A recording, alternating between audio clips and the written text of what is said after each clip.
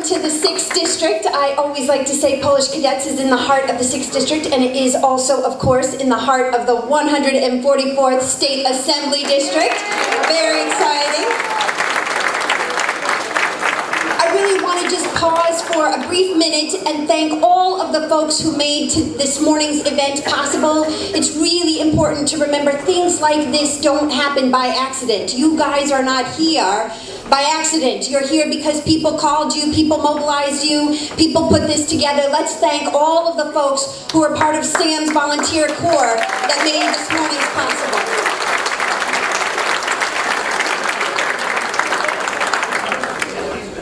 And I think we should just get started by recognizing that today we have a glorious, beautiful day outside. It was wonderful to wake up and see the sunshine, to hear the springtime, to hear the birds chirp, and to recognize daylight savings time is upon us, all of these wonderful things. But actually, this is not just the time to celebrate spring. For those of you who are really in the mix, this is the time to celebrate the beginning of the political season, and that is why we are here. So we are here because spring means the beginning of the political season, and Assemblyman Sam Hoyt is up for re-election, and we are standing here today with him, proud to support him all the way to the finish line because we know he is our Assembly member. And I guess if I had some time, we don't have this much time, but if I had enough time, what I would like to do is I would like to go around the room and ask each of you to think about why you're here and to shout out something about why you're here. But we don't have time for that, and the truth is I know why you're here. You're here because Assemblymember Sam Hoyt has fought for something that you believe in, because in some meaningful way he has touched your life with the type of work he has done in Albany. He has fought for something that what could be more personal, for example, than the education of your children. And he has fought for that. That's one thing, that's one reason why many of you are here. What could be more personal than marriage equality? Yeah. What could be more personal than that? That's another reason why some of you are here. Maybe some of you are here also because he has fought tirelessly for labor standards for working people in this community, because that matters to you and because we care about that.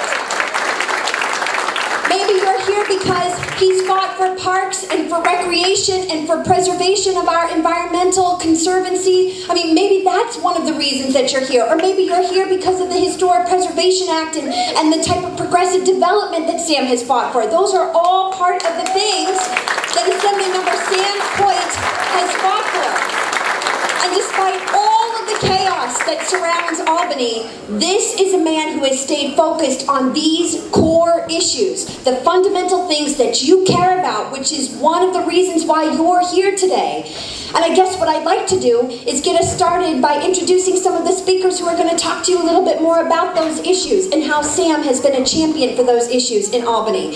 And to get us started, we have with us our very own council member from the Niagara District, David Rivera, who's going to talk a lot about tons of the issues that Sam has fought on. And let me just say also, you know, we are very lucky to have with us Councilmember David Rivera, who has fought for housing and the vacancy issue in the Niagara District. He has fought for chickens in our community.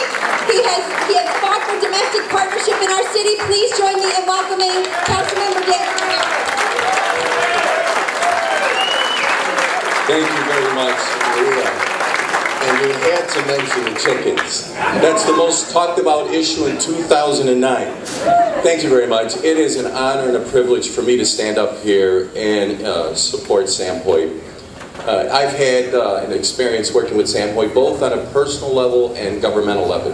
On a personal level, he stood out beside me 2 years ago and believed in me and believed in what we thought and what we were fighting for. And for that, I give Sam a lot of thought. On the governmental side, I think no one stands next to Sam with regards to Western New York. I don't think there's an assembly member. If there is, I think, I don't know who that person is. But Sam seems to understand the complexities and the challenges facing the city of Buffalo and his district. And he's able to craft legislation to deal with a lot of those complexities. And for that, I give Sam a lot of credit.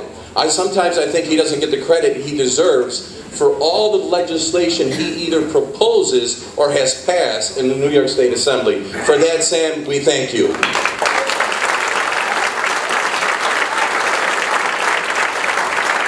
And Sam is a person of conviction.